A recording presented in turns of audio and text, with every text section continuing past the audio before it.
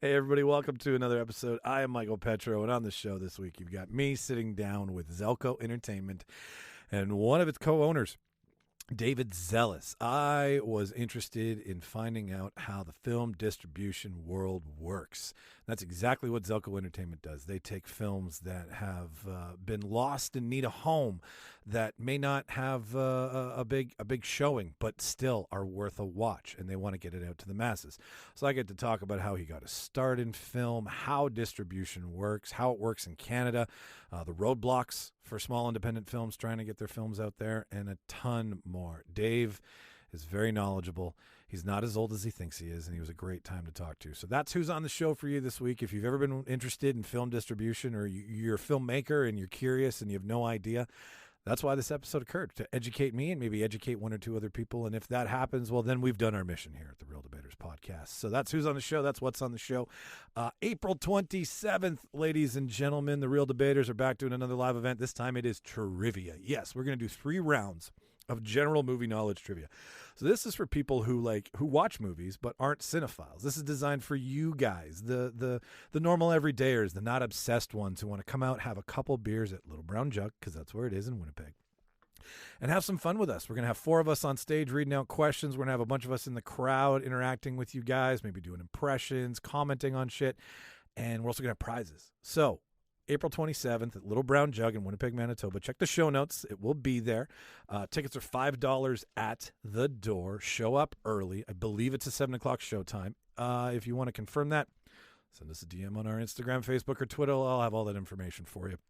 But April 27th is the date.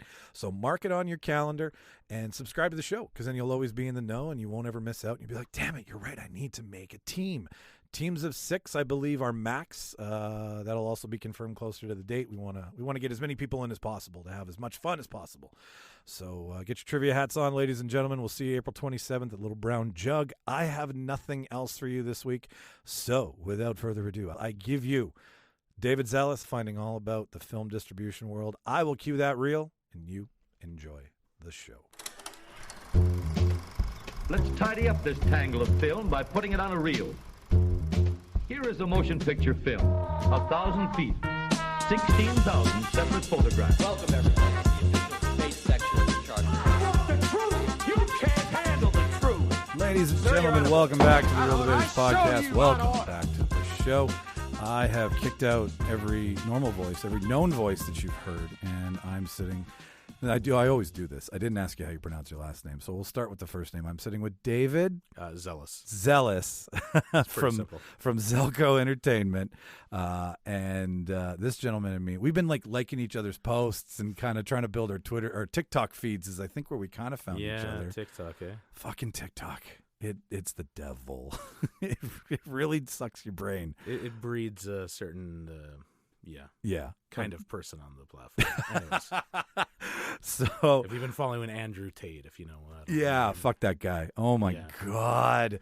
All of a sudden one day I woke up and he infected my feed, and I don't watch, I know I don't watch that stuff. Yeah.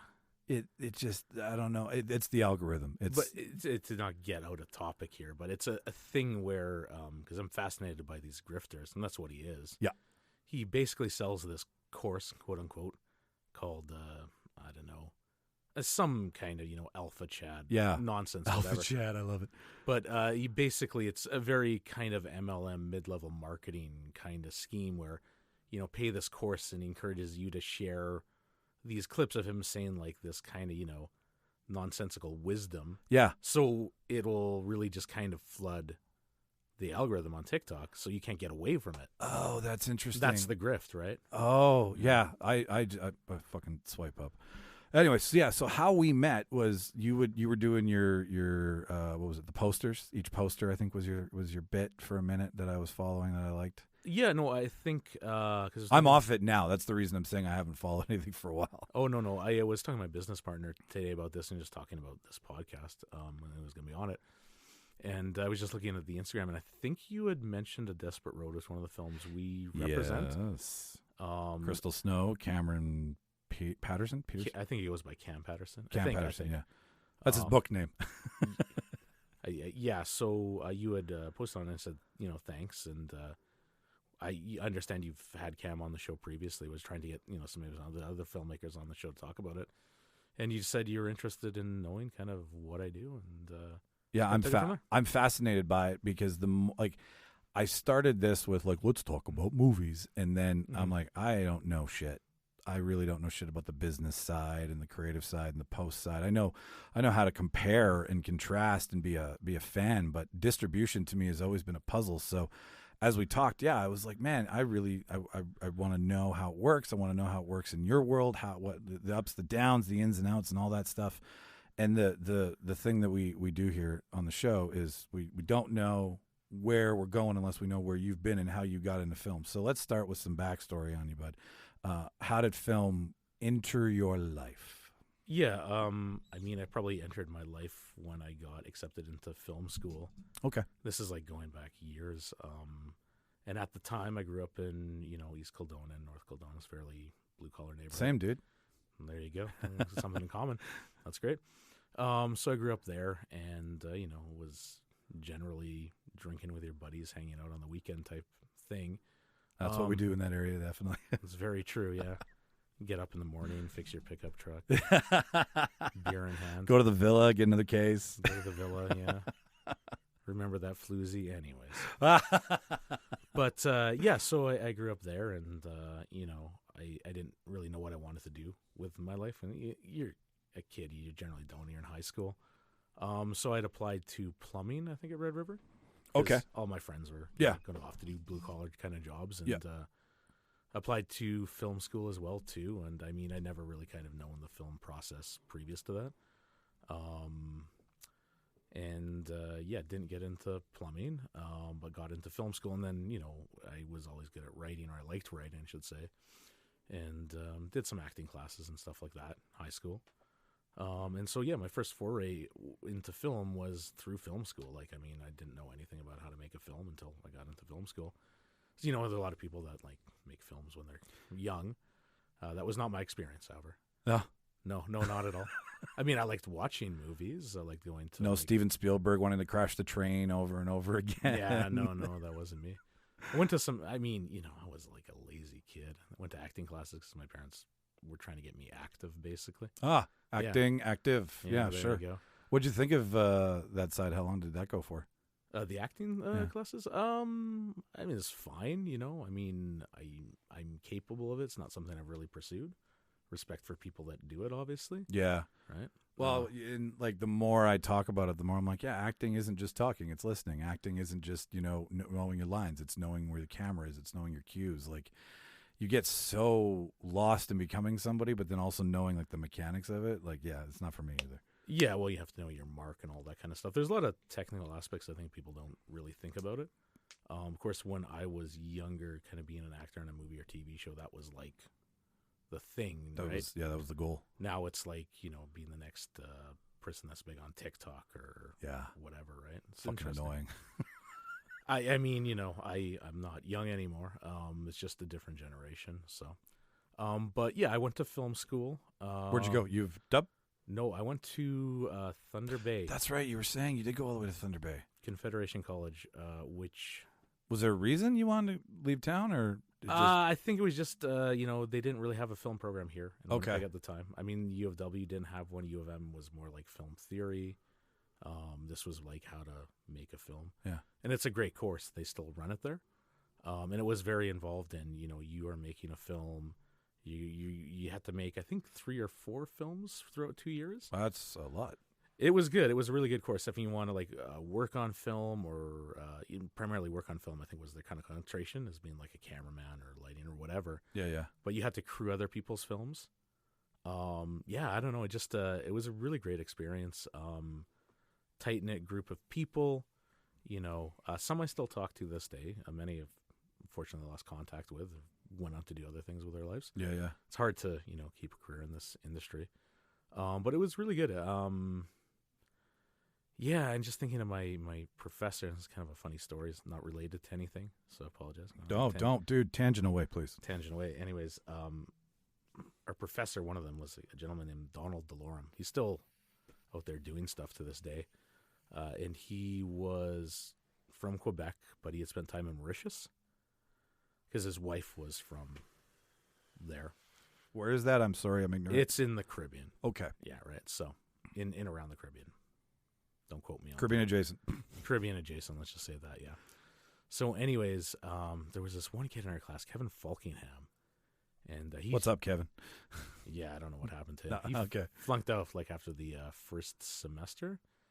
And this is like the first day, and he's got this weird accent. It's like Caribbean mixed with Quebecois. Oh. And yeah, so anyway. In theory, that seems like we would have a communication breakdown. Yeah, so he was an interesting character. And the first day, he's reading the names, and then Kevin Falkingham was this guy who'd never show up half the time. He goes, and he liked to hit the ganja, let's just say. So he's reading the names. He goes, Kevin Falkingham? Kevin Falkingham? These are like a bunch of 18-year-old kids, right? And he just kept saying it over and over again. We're all looking at each other like, not sure what to make of it. Do we tell him? And I don't know if he was doing that intentionally or, just needed to go and take a toke outside. I'm not really sure. But anyways, film school was really great. So I was there for a bit over 2 years. What was your exit film? What was your final assignment? I was really into Adbusters. It was a magazine back then. I don't know if it's still around. I vaguely remember it. Yeah, so it was kind of like, knocking on or satirizing corporate culture or activism type stuff. Yeah. That's what it was. Yeah, it was the satirical version of corporate ads and stuff like that. Yeah. So anyways, I did kind of a commentary, kind of like a fake ad on, kids working in sweatshops. Yeah, it was, I don't know. I mean, I look back on it now and you're learning and it's like, it didn't really kind of turn out to what I envisioned at the time. Our first episode sucks fat dog shit. I'm taking them down. Listener, you got like another week and they're all gone. We're going to be like 20 and up instead of 10 to 20. Guys, you better download them and remix them on YouTube. Please do. Please use it in your videos. I'm totally fine with that. Anyways, go on. Yeah, so that was my I guess film that I made, thesis film they would have called in the last year. Yeah. First year was a bit of a struggle, admittedly, learning everything. And do they just throw everything? Like, I mean, I know a lot of people, like a lot of my friends have gone to film school, but I've never really asked them, like, what is your day-to-day like? Well, I think every film school is different. I don't know what Ryerson is like, although it's a kind of a well-known film school in this country, because it's in Toronto, right? Large population, all that kind of stuff. We were like the little scrappy school, because there would be like a film student competition in Ontario every year. And we'd always get they apparently would always get some of their films in, and it was always up against the films from Ryerson. Like Ryerson was like, like they're the big shots. But for us, it was all very hands-on, which was great. Like, this is going back like a long time. So you'd learn how to shoot on film, 16 millimeter. Okay. You'd learn how to edit on a Steenbeck, like actual film. Like really? The real. This is going back like, I don't want to say, I'm going to age myself here. It's going back a number of years, but we were the last class that went from analog, so cutting on film, to digital, right? So we were the last class to actually. Oh, you're riding that way? Wow. So like digital cameras were fucking huge, I imagine. No. I mean, the film cameras are fairly large. I mean, the 16 millimeter is not as bad as the 35. Those are like very large cameras. Yeah. Very large cameras. So you used, like, I saw like the machine you're speaking of. What's it called again? Sorry. We used the Steenbeck. A Steenbeck. So I think I've seen one of these. It's in the Orson Welles Other Side of the Wind thing, where it's in the background of the documentary, and he's editing on it, and it looks like it's this machine that feeds the film through. Yeah, you'd go from, like, very simply, your film would go from left to right. Okay. You'd have the reel here on one side, the reel here on the other side. You'd have a screen in front of you. I guess we would project it onto the screen. You'd have a control go back and forth, right? And before, we have all these frame rates that we do now. This was 24 frames per second. So you would literally see the image like a photo, right? Yep. On your film. And, you would cut it. You could cut frames out and stuff like that. It gets very tricky when you start bringing in the sound. Sure. Because the sound has to be the same length as the film, right? And then you eventually split your sound into different soundtracks. So you have like dialogue tracks and stuff like that. They still do that. The concept's very much the same on digital. It's just a lot more manageable. Let's just say when you're working analog and something goes out of sync, you could spend like, hours trying to fix it. Yeah. Right. Whereas digital, it's, generally You can fudge a lot. Maybe you can still run into issues, but it's not as, you don't have that tangible element in front of you where, maybe your film unspools on the floor and you're spending, all night doing this.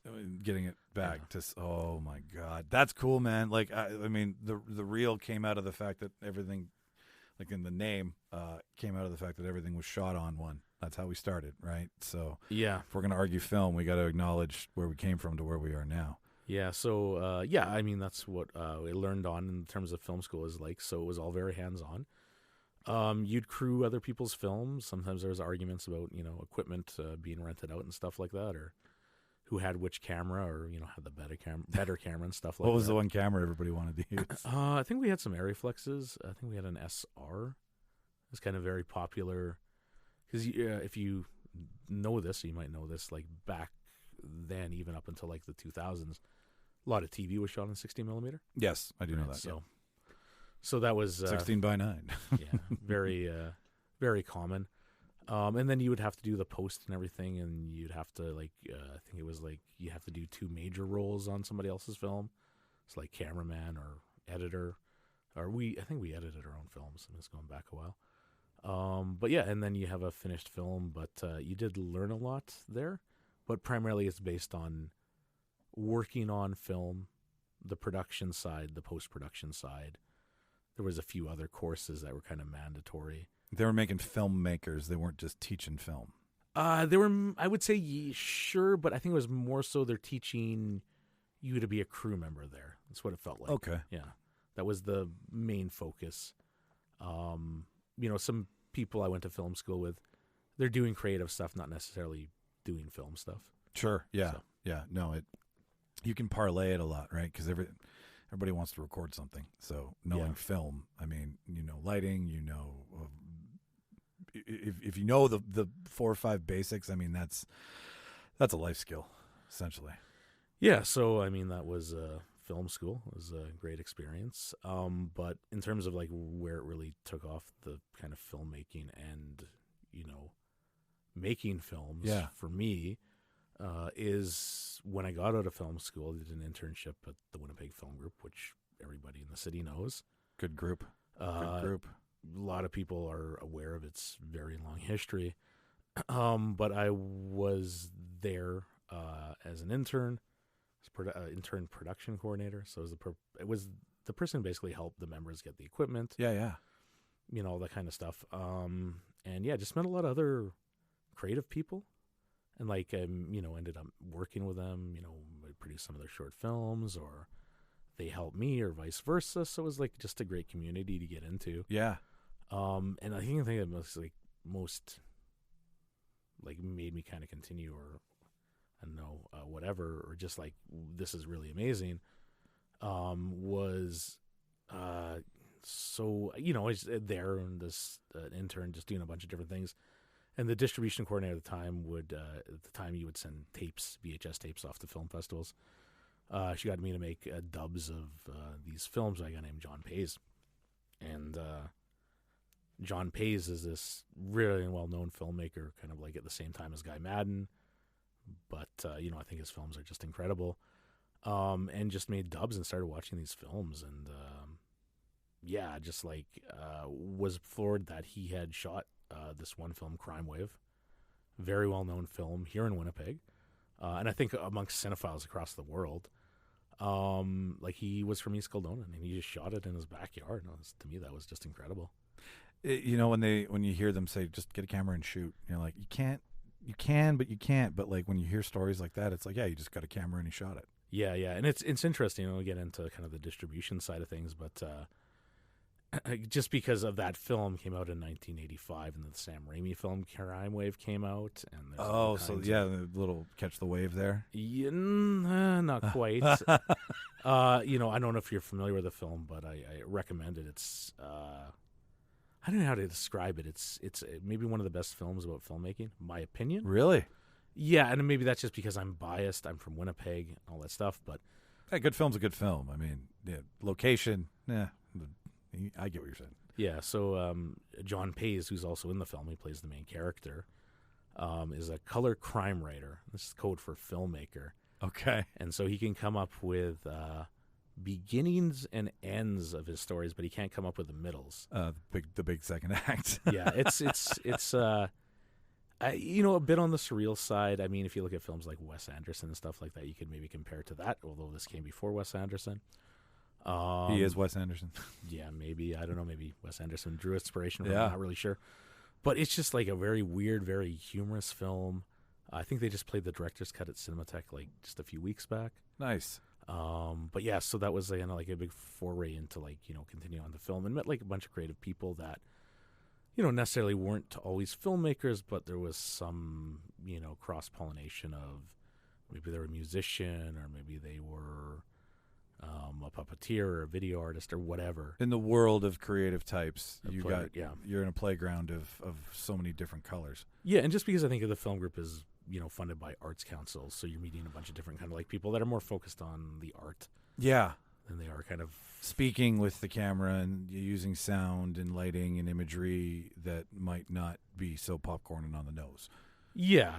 So it was great. I mean, that was really kind of like I don't know. I think a long-winded answer to your question about how the film journey This is started. my favorite kind, man. Right, fair enough. So, like, you film school, did you crew? Did you work sets in between it all? Like, because the like I always I grew up being in front of the camera on stage. I was dancing, I was singing, I was acting, but I've always liked how it's all done, right? I can be out front, I can be loud and idiotic and command a presence, but I've never been fascinated with being out there and being on the stage and being the front and center, which is funny because this, right? Like, whatever. Sure. But distribution, I feel, is behind the scenes, right? It's the side of film. It's like the dark side of the moon. Not a lot of people know what's back there. Yeah. Well, I mean, to start off, the first part, I did work on a lot of crews. Okay. Volunteered on the film group, mostly independent, small stuff. I found, I would sometimes get daily calls for the bigger movies, and I've been extras on there and stuff like that. And I don't know, just the kind of everyone's from, not necessarily everyone's Hollywood, but there's like, a bunch of producers running around. It's all very stressful. Yeah. So, I mean, I did a few of those here and there. I think it was assistant production manager for like, not a Hallmark movie, a Lifetime movie. A lifetime ago, it feels like. Potato. Yeah. And then I ended up working in a bunch of other different type of industries. Like I worked in insurance for a number of years. Because, I mean, Winnipeg is, like, we don't necessarily have the hub that Toronto or a Vancouver or even a Los Angeles has, right? So it can be very tough to stay in this industry here. Up until maybe 12 years ago, I mean, it wasn't. It was 3 films a year. Mm-hmm. There was a group. They're tier 1. They got it first, and then you're being a plumber going into insurance, right? Like you got exactly. You can't wait for the show. With the credit and everything in this province pulling it all now, and now they're sending envoys to Hollywood to say, hey, come film here, super cheap. But you're right, like the stress level of those. I've never been on one of those sets. Mm-hmm. I've worked with those calibers at work. Oh man, the pace, it's not fun. Yeah, no, it's a very challenging thing, and I mean, I still have some colleagues who are doing it still. Like one of my colleagues is in Winnipeg now. He's a digital intermediate technician, which is like short form for a camera assistant, basically. Okay. But it's like because they don't shoot on film, it's all on hard drive, so he manages the data, which is very stressful because Call me a janitor or I'm a master of the custodial arts. Yeah, it's very stressful because you're dealing with like all the data of the film itself. Oh. Yeah, so you're around, you're crewing, and like, I mean, it sounds like where you are is great because it's like when it's for the art instead of for the commerce, it's more genuine, right? It's more lasting. I imagine there's a certain zhuzh that isn't there when it's this insanity of a set. Yeah, I mean, I've always been like just kind of I've gravitated towards these independent films. Granted, they don't have huge budgets or stuff like that. But generally because it's just friends and it's like the same mindset, and you're just kind of maybe enjoying your time a bit more. Yeah. I've worked on some insane independent films. Not to say that there's like some that are like, okay. It's not all wine and roses. Yeah. But I started out doing crews. I wanted to be at the time a camera person to some capacity, so I tried to get in the union. All that stuff didn't really happen. There's the reality of making a living and all that kind of stuff. Yep. But I never really did that. And then in terms of distribution, I mean, I guess I can start getting into that now because that's like, that just feels like ages ago. And I'm not as involved in the production side of things really at all. When does a crack at this side of the business start? What's unfolding? When is this? Where is this? Okay, so just so you know, Zellco Entertainment is a business partner myself, just to clarify that. I'm a bit more open. Who's the other side? His name is Craig. What's up, Craig? Gabosh, and a very talented editor, post-production person. But I'm more prone to being okay on interviews and stuff like that. He's a very smart, very talented individual. And he's been around probably longer than I have. But in terms of distribution, we entered this competition. This is going back like 10 years now. Okay. It's just over 10 years. It's called Cineku. That was the name of it. And so it was kind of like American Idol for filmmakers. And this was a Canadian competition. Interesting. Cineplex had sponsored it. The guy who ran it, his name was Jay Jolie. I think he's still around doing stuff. Wolf Cop was the one to win it the first time around. Okay. If you're familiar with that movie at all. What's that movie about? I like the title. It's about a guy who's a wolf and he's a cop. Cop that's a werewolf. Yeah. Okay. Yeah. Sweet. It was shot in Saskatchewan, actually. Nice. Yeah. It's not Jonathan Landis. Got it. No, it's not. Oh my God, I can't remember the guy's name. I know the guy too. My God, I'm sorry. If a werewolf was a cop, man, that's just a whole nother level of law enforcement. Yeah, they made a sequel to it too, actually. I think you can find that movie quite easily, like on any streaming platform. But we were in this competition, and we were going to make this movie, Dark Forest. And we didn't get very far in the competition, but we just decided to go out and make this movie. And I won't go and say my opinion on the movie because you never materialize to what you maybe want them to be. Yeah. Sorry, but we went out and made this movie anyways, and then shot it in 2013, 2014. So 2014 we had a finished film, and like most of these kind of independent films, your first effort, you tend to be on the shorter side, so this is like 70 minutes with credits. And we did like a crowdfunding campaign. We're successful in that. It funded the production of the movie. Nice. Craig, my business partner, edited it, and he's very skilled. So end of 2014 we had a finished movie, and so we wanted to try to figure out what do we do with it. What do you do with it, right? So the people I work with, were fairly knowledgeable, and just give me a second here. All good. Clear my throat. Sinus infection. Oh Jesus! I had one of those for a month. Yeah, it doesn't seem to go away. No, they yeah. Anyways, so we this is, I think, is good for we're into distribution. So there's film markets out there, right? And let's start with how does it work? Treat me like I don't know shit, because it's film distribution to me. There's certain things that just take a while for them to click in my brain because of how it's formed, and I don't understand it on my best day. Look, it's no one really understands film distribution. There's that famous saying, nobody knows anything. And that does apply to that. I think that comes from film distribution. It's very true, right? I can say do this and it's going to happen, but it's not necessarily the case. I can just kind of share my experience with you. Sure. Yeah. This is what we did. Yeah. So we went down to the American film market. And so so the American film market is a very, very interesting place. It's ran Santa Monica every November. You have a lot of distributors out there. And this is like a conference they all come, or it's ideally, I don't know how to explain it. Is this Mecca for film distribution? I'm trying to find a nice way to put this. Like film festivals, in my opinion, things like Toronto and Sundance, like they're, everyone's talking about them, right? But, the smaller festivals, might be good, but in essence, they're selling tourism, right? The big festivals? Not the big festivals. Oh, You kind of like the mid-range festivals. There's good festivals out there, don't get me wrong. Yep. But in essence, even the big festivals, all the festivals, they're selling tourism, right? Yeah. Tourism to come to that location. Yeah.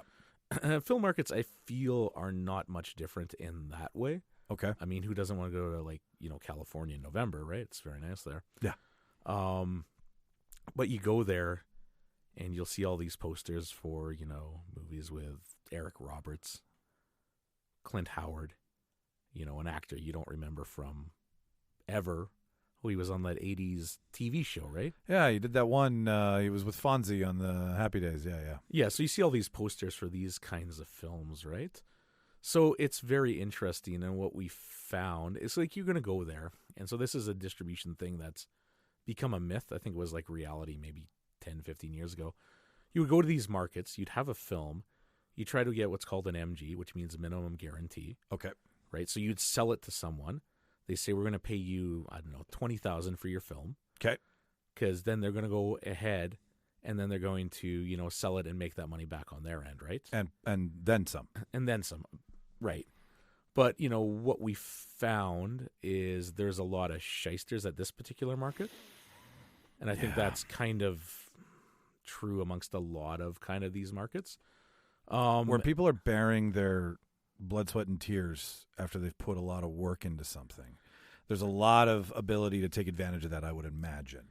Yeah, well, you got to realize these distributors, not all of them, but some of them are building their catalog so they can sell their company.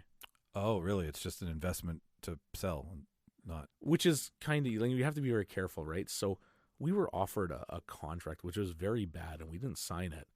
But there, the good thing about the American film market is there's like conferences and stuff you can go to. And I forget the woman's name, but she was kind of like a marketing expert. And she said, if you see a distribution contract says, marketing, we're gonna pay our marketing expenses first before you see a percentage. Don't sign it. And in essence, what these companies are doing is their marketing expenses are their trip to Cannes, their whatever, their overhead and stuff like that, right? Yeah. And they can justify their marketing expenses, and you can never see a dime from your film. So that's where stories like Return of the Jedi go into, the red, because the marketing took forever. It cost so much money. The film never gets paid. Yeah, in essence, I wouldn't. I not personally like for wouldn't like use that as an Okay. example because that's like such a large film and Sure. they're like such like team of accountants and stuff like that. But yeah, so I mean, maybe a better example from what I see is sometimes you would see like a movie on DVD or VHS or whatever. Yeah. And it's just gone like, it's like a bad pan and scan transfer, or it's really crappy because it's been sub-licensed so many times. Oh, so it's a copy of a copy of a copy of a copy. Yeah, it's just, whatever. It's like it just keeps going through these different hands and, you get something with very bizarre cover art. You've always seen like a movie and you might see like a movie where the cover art's like nothing like the actual movie itself. Sure, totally. Right? So some distributors have in their clauses, like we can change the promotional materials, right? But why? Why? Well, it depends on the distributor because they just, sometimes I'll say like sometimes we get posters that are not that good, and so we will change them. Oh, okay. I get it. So it's still the same. It's still the same poster for the movie. It's just a different it's like the European version of the poster, right? Sure. Yeah. Okay, yeah. Sometimes that's kind of like built into the contract. Interesting. Okay, all right. So I thought sometimes you see different cover art because they think like, I could really get into the tangent of posters. Please. I see some of the posters there, and I saw a documentary, and there's a style of that kind of poster. I forget what it's called, where these kind of like artists will take the existing poster and then like make their own version, basically. Yeah, like fan art. Yeah, there's a different. But there's a better name for it. Yeah. Well, no, there's like a certain. I can't remember the name. I watched a documentary about it like a little while back, but in terms of like distributors, all that kind of stuff. So. Going back to the American film market, reel myself in here, all the offers we got were just like garbage, trash, right? So you kind of go, and it's like, that was a great experience being there, going to a film market, seeing what it's like. And this is you, hat in hand, walking around, meeting Exactly. people, shaking hands, trying to strike up a conversation and be like, pick me.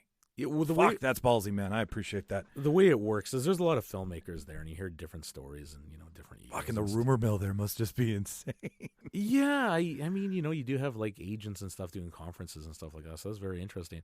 But the way it works at the American film market, and it might have changed because of the pandemic, but when we were there in 2014, it's in a hotel in Santa Monica, so just right. I don't know if you've been to California before. Unfortunately, not yet. Okay, well, hopefully one day we'll both Tease go me, there, tell me. go to the American film market and sell our film with Eric Roberts in it. Who knows? But anyways, so it's set up so these distributors will rent rooms in the hotel. Like conference rooms. Okay, yeah. No, like hotel rooms. Oh. Right, Oh. hotel rooms. They're in hotel rooms. So these distributors in hotel rooms, and then you would try to set up meetings before the conference or before the market. Or if not, you just go around and you talk to them and say, got a film, blah, blah, blah. The distributors you could tell that were genuine would just be very upfront with you. It's like, this is a very hard thing to sell because it's regional. That's generally how it goes. Yeah. Unless you had like a name or there's some... Like when you say regional, it'd be like these two states that they'll probably distribute it in, or are you saying regional? Regional filmmaking. Okay. So this film is made in Winnipeg. People who are worked on it are going to watch it, for example. Okay. Why would people outside of where you've made it in your hometown be that interested, really? Wow, that's harsh. It's the reality. It is the though, reality. Yeah, it Right. is. Yeah, that's the nice way of saying it. Right. So there's a term that goes around, regional filmmaking, right? So Okay. that's kind of what that refers to. But yeah, we didn't make any make any sales from it, so we bought it back, and this would have been 2015. And we just knew some of the people at the town cinema, like the managers and stuff like that. Okay. And so Rest in peace. yeah, man, That was hard. We'll talk about that. yeah, very sad about that. Place I love to go. You Not said a anymore. dark forest, right? I want to bring it up here, so I'm. Yeah, Dark Forest. Though I think there's like another full moon movie that comes out, like on the IMDb if that's where you're looking. So we talked to the people at the town cinema, and we were going to Comic Cons at the time to promote this. Okay. Like Nice. in Regina and here in Winnipeg when it was C4 and it was very disorganized. It's much better now. Oh, they're so great. We've done it 2 years in a row. Did you ever deal with the C4 people? No, I wasn't cool then, and I didn't have the show, but I could just feel the C4 show did not have a sense of organization. Yeah, that's putting it very diplomatically. I try.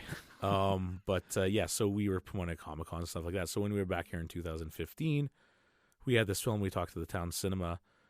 We ended up talking to their booker at Landmark, Okay. and they arranged it. Nice. And yeah, we played August 2015. It played for 3 weeks at the town cinema, something we're very proud of. It did very well for the 3 weeks it played. And I mean, a lot of that is because, like cast and crew and stuff like that, getting friends and family out. Yeah. Just bugging people to go see it. But they let us the town cinema, the two managers there, Jane and Bong, were just great to work with. But they let us kind of like the week before promote it. They would play the trailer in front of the other movies. Nice. So they did all these kind of things. And then we just started, we got some other theaters across Western Canada to play it. And then we did find a distributor eventually, not us, where it's back in our, we're distributing it now. But they were fine to work with too.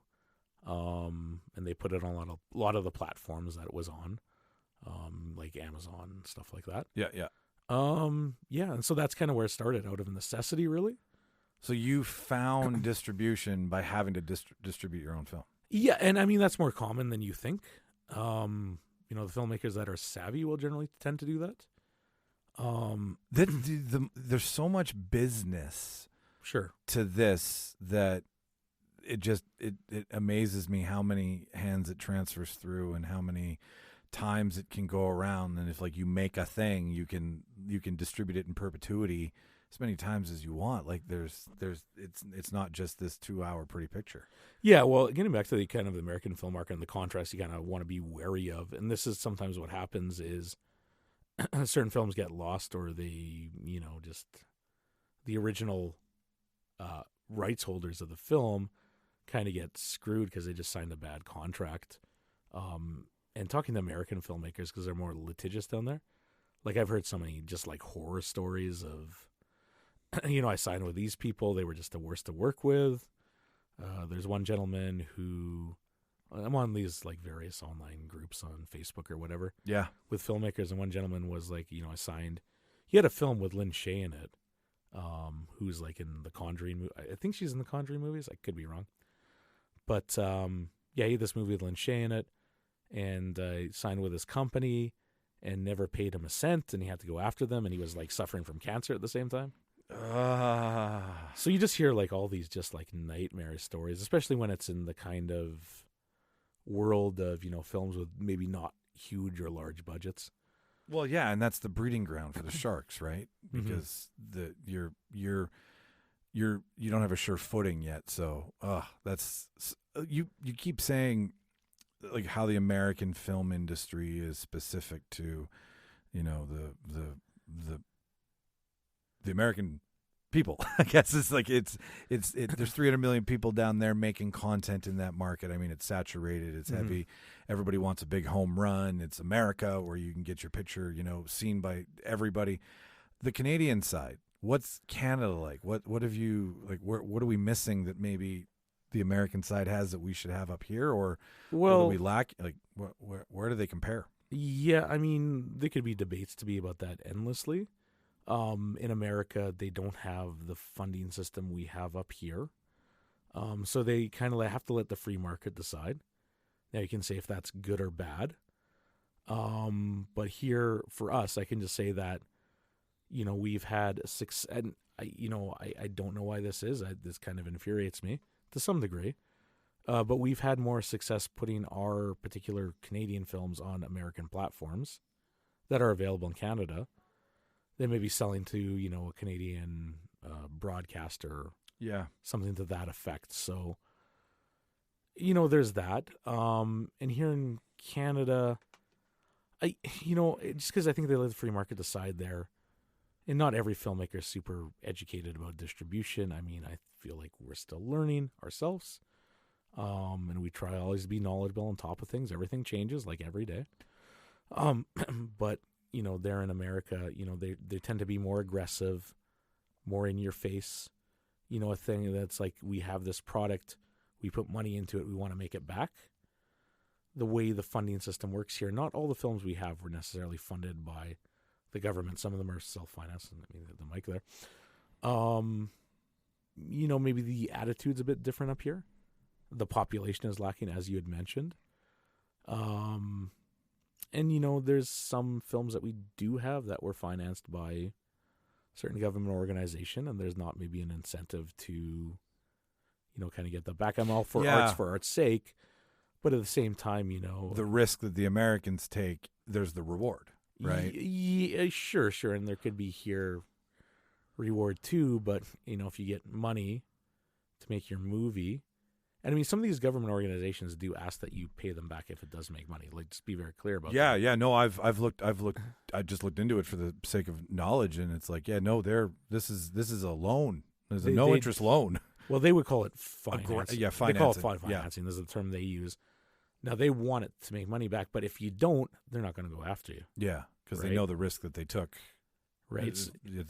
Because different funding organizations, and I want to talk badly of them. Sure. They do serve their purpose. But, it's, you have Canada Heritage, right? And you have a heritage minister. And all the money, federally down to provincially, comes from, like, taxpayers' dollars, right? Yep. To say that we have culture here in Canada that is different from the Americans. Our experience, or just what I've noticed, is the way our system is. Americans can easily exploit it for their productions coming up here, which, you can say it's probably a good thing because it hires a lot of people, right? But I think we're missing in some degree the supply chain of, there's Canadian films out here, going back 5, 10, 20, 30 years, and why can't we find them anywhere? Yeah. Right? So So I don't know. I mean, that's just my Can I ask you perspective on things. the C, if I'm right, the C11 bill that's coming? Sure. Is that something that's in your orbit? Yeah, I mean, we've tried to do other things outside of just distribution, just something we've stuck with, like trying to get, popular on YouTube and stuff like that. And I've met other YouTubers just through that process. That's a wild world, man. Yeah, it's interesting talking to them. I just feel like, if I was their age, that's probably where I would gravitate towards. Yeah. Right? I think it's just generational, right? And I've met some great kind of people doing stuff on YouTube, just interesting stuff. I would just say, I'm most people in our industry in the film side, I think, are for it. I personally don't. I'm trying to still decipher the verbiage that they use in Parliament because I'm sure. But my understanding is it's designed to force Canadian content to be made for Canadians in a way that protects the Canadian market. If the Americans come here, then if you're going to make it in Canada, then there's more ruling federally now that protects how it's distributed and who it's for. Am I wrong on that? Well, I think that's, what's the saying? The road to hell is paved with good intentions. Yes. I think mostly politicians are under those cobblestones. Yeah, I think that's more so. Yeah, maybe to some degree, sure. But I mean, if you look at why are YouTubers in Canada specifically against this bill, it hinders their reach. It hinders their reach, and I think the problems with kind of what we deal with, and I think you can talk to any filmmaker in Canada who has similar issues to what they all kind of talk about the same issues. I think you're going to create that system that's been plaguing the film industry for years and years, right? Yeah, I don't know. I mean, just personally, it also feels like it's government overreach in that I'm telling you what to create and who to create it for, and it's like they don't understand what the aspect of creating online is. Like, I don't know where I even fall into this, and I'm hoping sure. Like I'm interviewing Canadians when I interview the show, so I think I'm okay. But where is that for someone whose reach is global? And this, the ministers don't understand that it's the internet. We're not talking about studios and financing Canadian content for CBC and CTV and global. We're talking about the rogue side of things now. Well, I think just my understanding of it is, so you have, let's say 10, 15 years ago, you have films being made here in Canada, right? Generally what would happen is it'd be sold to a broadcaster. 2 or 3 years after that, that's it. Yeah. Right? Well, Google is a gigantic company, like a gigantic global company, right? I think they're scary fucking big in most countries except places like China and North Korea, right? Maybe other countries as well, too. I don't know. So you have this big company, but the way it's set up is anyone can put content on there. And so it lets the free market decide what people want to watch, right? So, I mean, I think these politicians and maybe the bill has good intention, like, oh, yeah, we're going to, make sure Netflix is, making Canadian content and blah, blah, blah. Well, like, I mean, from my perspective, and I can say that in terms of streaming platforms, and I'll get into like the different variations of that, there's tons out there, right? So if they're trying to regulate Netflix and Amazon because they're so big right now, like they're just playing a game of whack-a-mole, because Amazon, well, maybe not Amazon, but Netflix, does it go the way of the Blockbuster in a few years, right? Yeah, which would be irony to the basic definition of it. The guys who offered to buy Blockbuster then, caved to Disney buy. I don't think they'll go away. I think they'll get bought. I think they'll be purchased by Apple or Disney, and they'll say, you do what you want to do. Keep doing it, whatever. We'll funnel shit through you whenever we feel like it, or we'll chop you up and take whatever you made and give you a fair price for it. I think that's the two options. Yeah, who knows? But they're trying to regulate these streamers, right? Yeah. They're going after like the big streamers, and Google just happens to kind of fall on that, even though like YouTube content is dramatically different than what we see on Netflix, which is scripted stuff, right? Yeah. So I think it's like, okay, so you're trying to regulate these companies, but like, how many fast channels, how many streaming platforms outside of like these big ones are out there. Are you going to try to regulate them all? That's kind of like insane. It's like they don't quite understand how the internet works. No, That's they the best don't. way to put it. Like they're creating an invisible border literally on the border of like, okay, now like it's so weird. Like it just I can't compute it. And at the same time, I'm also coming up with a question I want to ask you. In the world of like my understanding, and here we'll play a game of correct me where I'm wrong, and it won't last too long. I understand you make a film and you can either distribute it through your company or what you guys did. You go and sell it. Yep. It gets out there. They have the rights for what, 2 years, right? Maybe a year. Like, what do you? It varies. It varies. I mean, there's nothing wrong about your assumption. You're on the right track. It varies. So we sign. They'll give you an idea. We sign with filmmakers non-exclusive, means they own the rights to their film. However, if somebody goes after them legally, we have a hold harmless agreement, which just means like, hey, you didn't get rights to that song, for example. Yeah. Okay. If somebody's going after you, like that's not our problem. That you should have told us when you signed this agreement. Yeah. So like, there's, that's kind of what we sign. Generally, we sign it because we will go out there and try to make sales on their behalf, and then they get a percentage, and then we keep a commission of what we make. Now, what's your world like?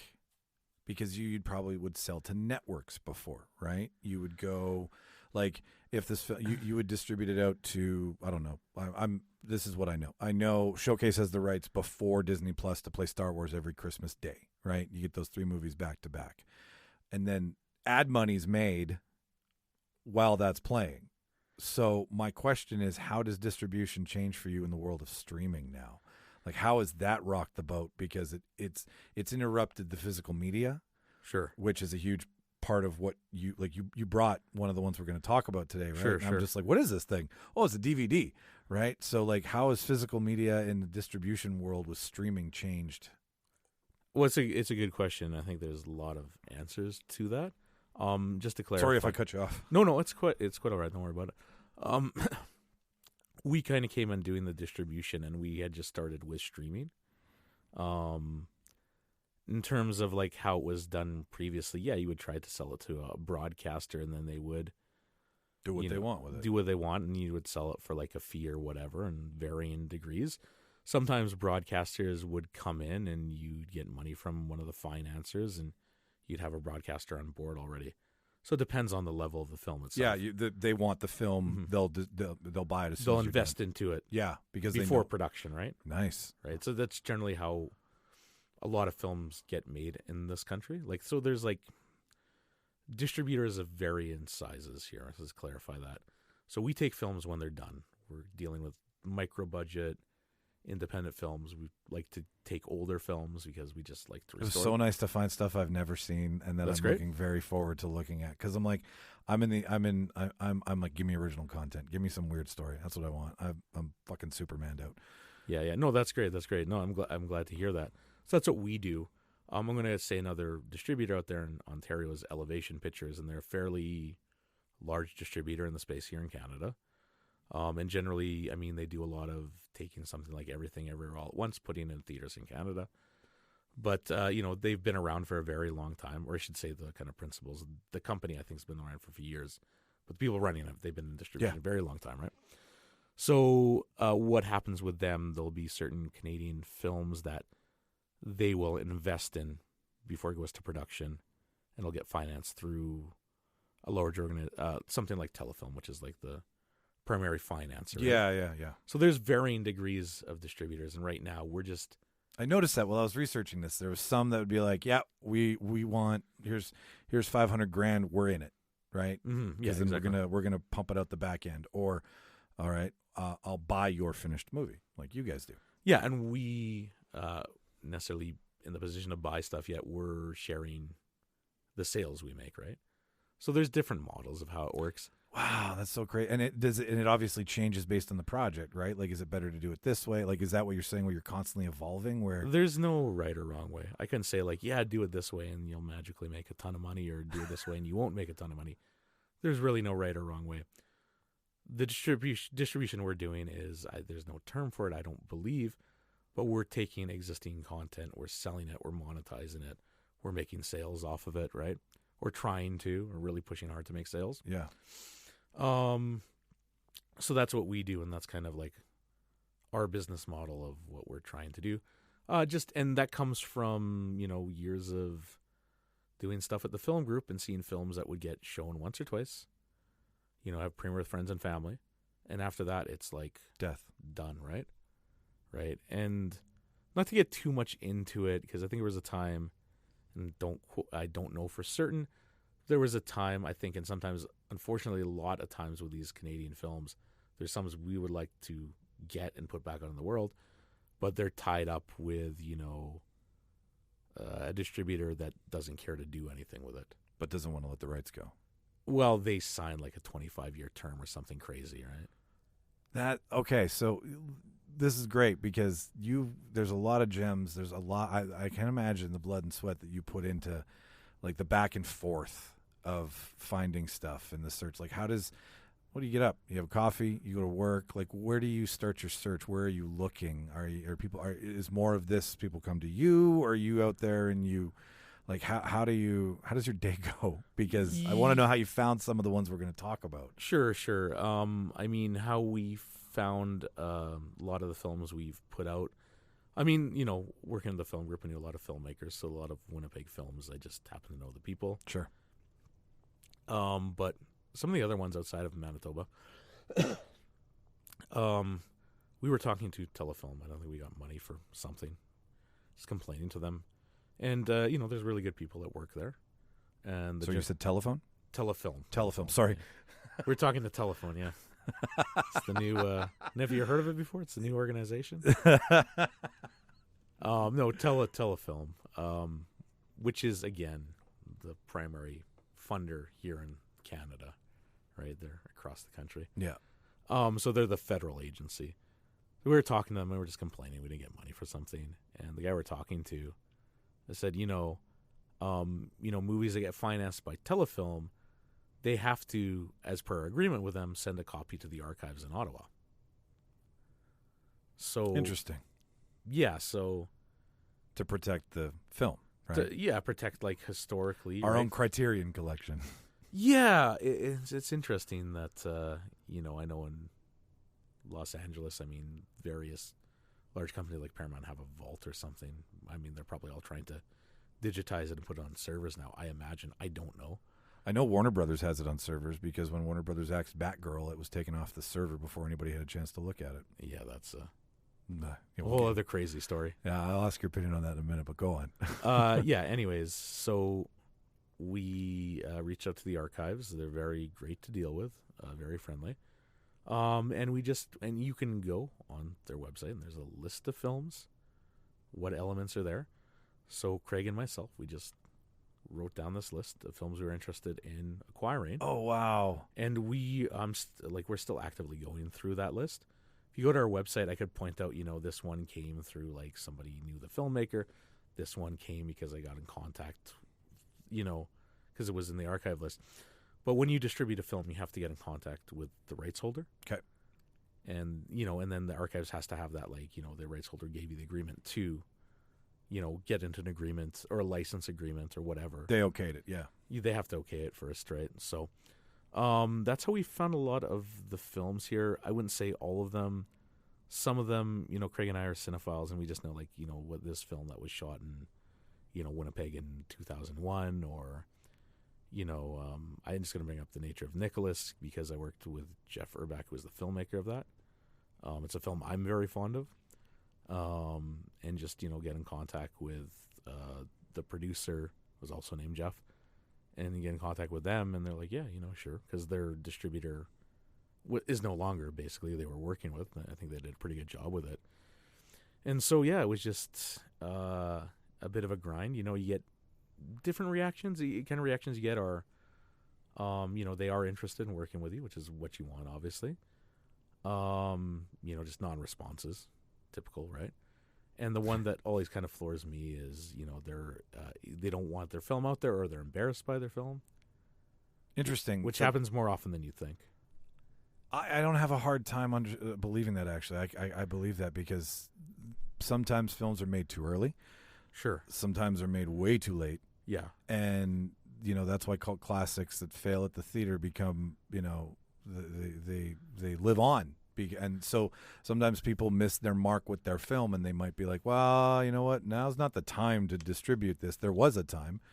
And I imagine films from, like, that's why Disney's putting up crap on Peter Pan. Well, not crap, but like a heading. I watched Peter Pan the other night, and I was floored at how much ignorance is in that animation.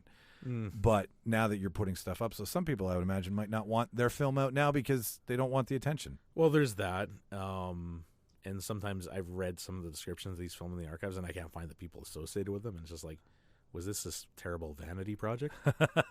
Now you really want it. Yeah, no, those are the ones I really want, because they're just like bizarre oddities, or they're just like terrible movies, but they're like interesting to watch. Yeah. And then the other one is, it's an issue with like song rights or clearances for something, right? There's a lot of times when, why isn't something not out there? For example, I have a friend who's going kind of on Facebook. There's a TV show that was made here that you can't find anywhere.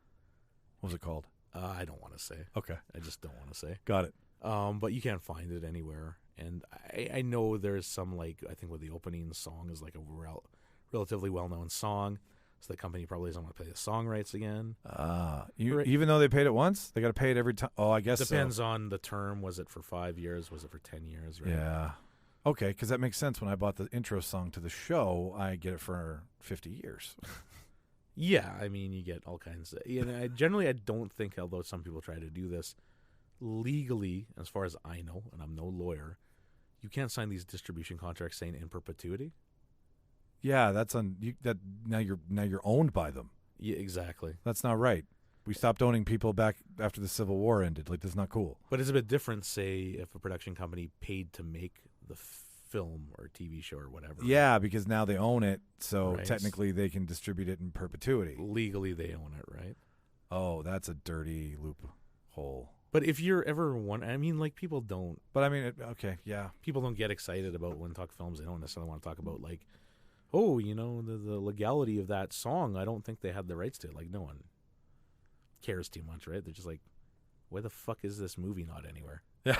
Right? That's what they're thinking. Yeah. Most cinephiles are like, I just want to see that movie. Yeah, and we have this big machine called the internet, and that, like, it's like the same old story. All the big shiny things are there, but the ones that require a little bit of polish and a little bit of love and a little bit of patience to find, they just get forgotten by the wayside. And it's like, the loss of physical media is the loss of a lot of this shit, I think. Yeah, it's an interesting observation for sure. I know with the internet, you can find like movies, but you might find like a crappy version of it. Yeah, like of some obscure movie. I know for some of our movies, we have to do the copyright claim on channels. Okay, what's that? Well, like,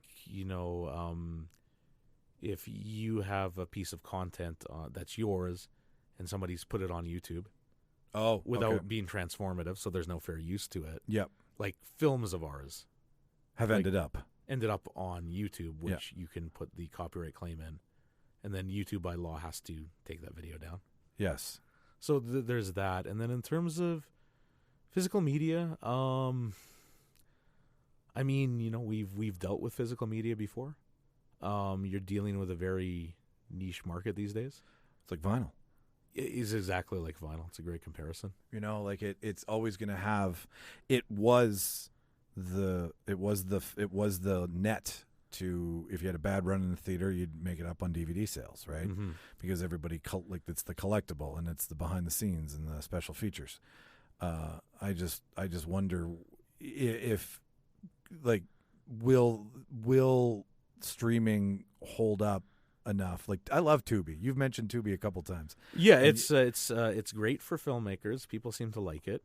And just very quickly, so there's different models of streaming that would be called AVOD, advertising video on demand. Okay. Meaning that the revenue is all coming from, are more people watching it, then more ads are served on that content. Okay. And that's how the revenue is made.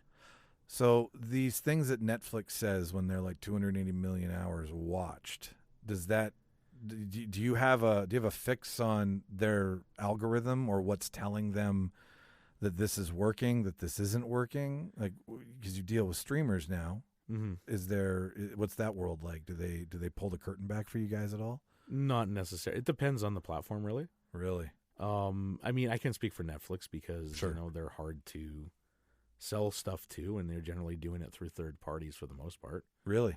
Yeah. I mean, unless you knew somebody there or something along those lines, or we might work with more experienced distributors to Sure. Yeah. make introductions and stuff like that, because we do work with other distributors. But yeah, it depends on the platform. Some will show the time stream, some just show the revenue that you've made, but there's no correlation between how many minutes are being streamed or stuff like that. Some pay well, some pay pennies, but they all do it in a way that they're not paying you up front, so there's no risk to them, right? Yeah, if this flops, we just take it off. Where if it flops, it's like, well, I wanted something from this. Thanks, guys. Yeah, well, I mean, even like if it's not doing well, they'll just generally leave it on there. Yeah, it goes into Netflix, the drain of Netflix at the bottom. Yeah, I mean, Netflix is there a bottom? I don't know. I couldn't speak to their business model per se. We don't have stuff on Netflix or Disney Plus. Obviously, that's a very branded kind of streaming platform, right? Like we're mostly dealing with AVOD, TVOD, stuff like that. But it's not a risk to them to have that content on there.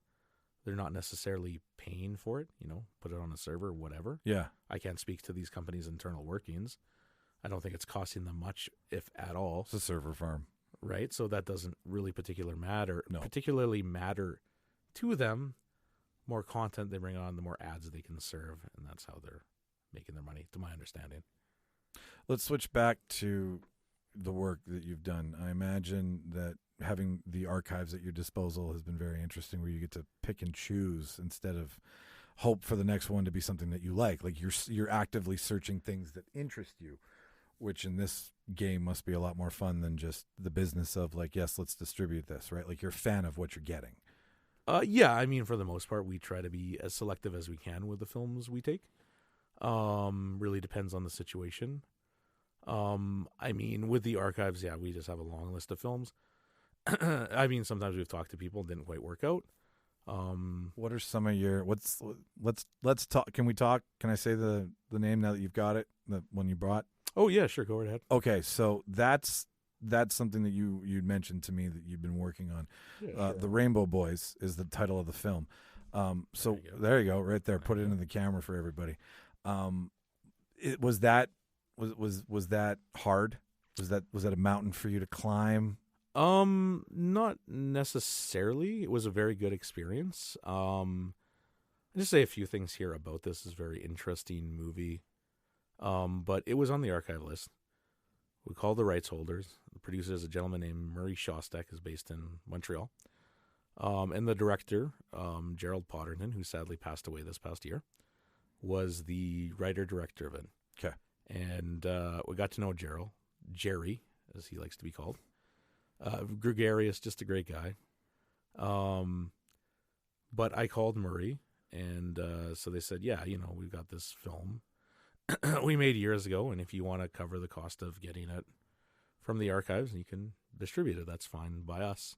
And so we're very lucky because they're very agreeable to that. Nice. And we knew that, okay, first of all, say Craig, my business partner, is a big fan of Halloween. Of course, Donald Pleasant front and center on that. Front and center on there, right? Yeah. Jimmy's a huge fan of Halloween too. He would definitely get a kick out of that. Right. So, we talked to them, got the agreement, got it back from the archives. We had this film. This would have been like 2021. And it was pretty neat because Gerald Potterton, or Jerry, I should say, had directed like a short film with Buster Keaton in it. Oh, really? Yeah, which I'll get into in a bit. He directed, I don't know if he was like the main director or what the case was because it's like animation, but he directed Heavy Metal from the 80s. Jesus.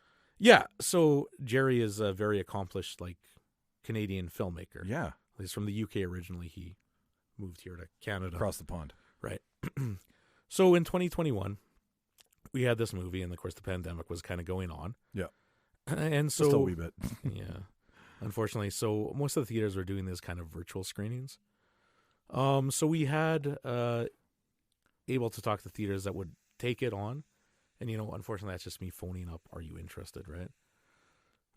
We're still kind of setting up that, I think, aspect of our business where we're trying to do something where we can, pitch it to theaters en masse in this country. Anyways, so just going in. At the same time, a colleague of mine, she works at Severin Films, which is like one of these like Vinegar Syndrome type labels.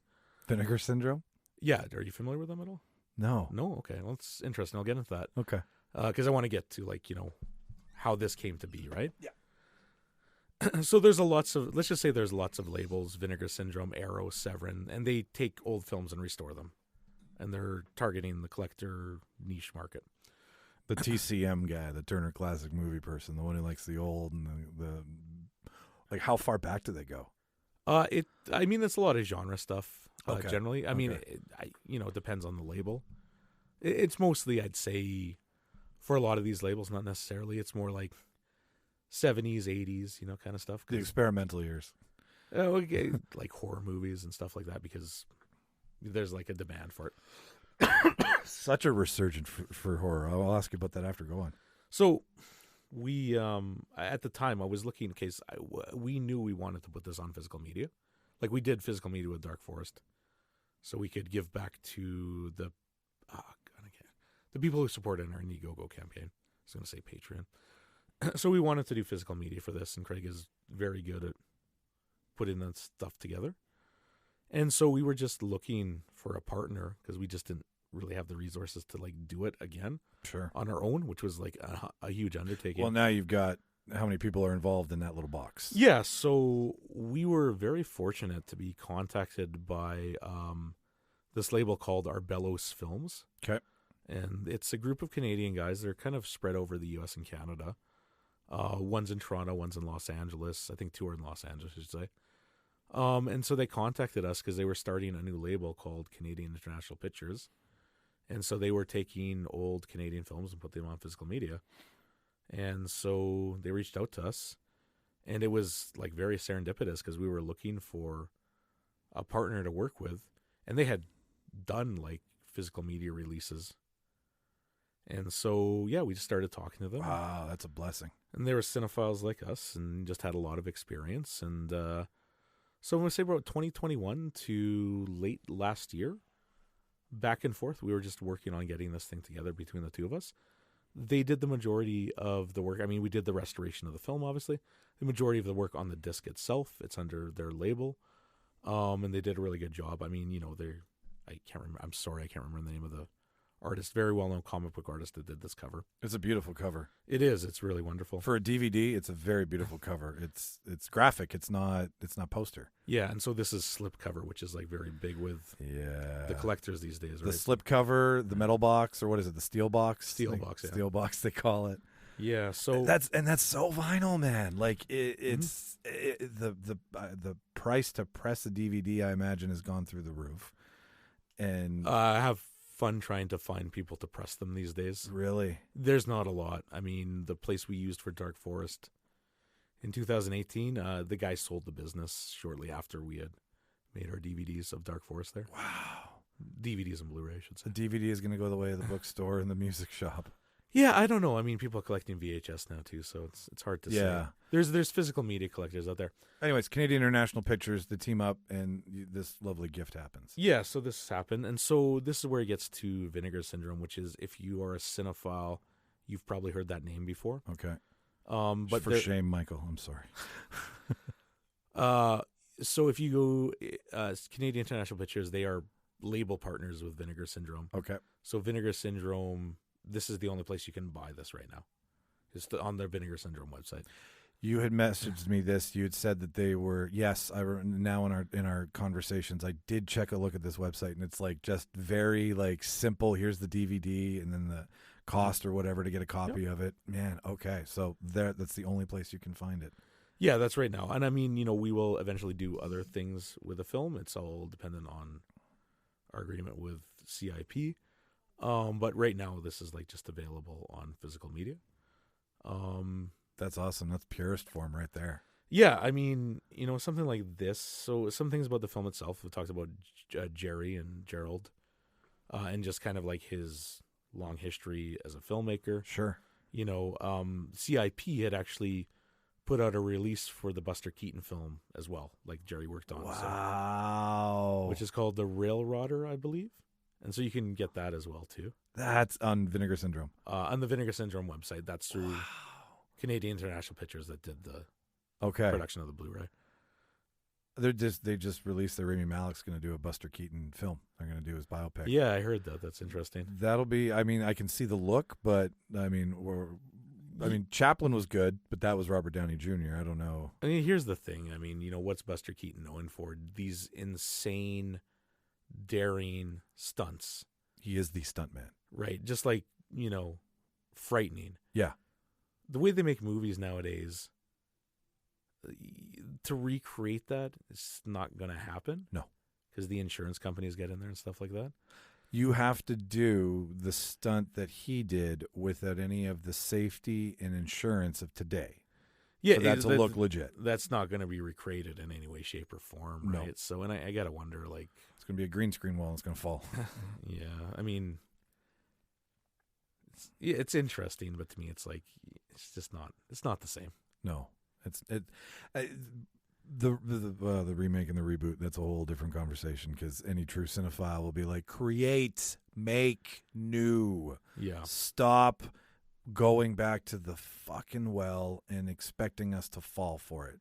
Because the ones that you really want to make happy, the ones that make noise, can see it coming a mile away. Mm-hmm. And it's exhausting. What's the love that you have for this? Like, what is it? Oh, like because it sounds like this is a lot of work. There's a lot of moving parts. Like it's the part of the industry that doesn't really have any sort of, not security, but you're up until you're down and you don't know when you're going to land, kind of thing. That's what it sounds like to me. Well, yeah, I mean, the trajectory of financial return of any film generally kind of does this. You know, I don't know. To me, I'm fascinated by, you know, films and their lifespan, or why they're, you know, there or not there. And I'm coming from that as a cinephile, really.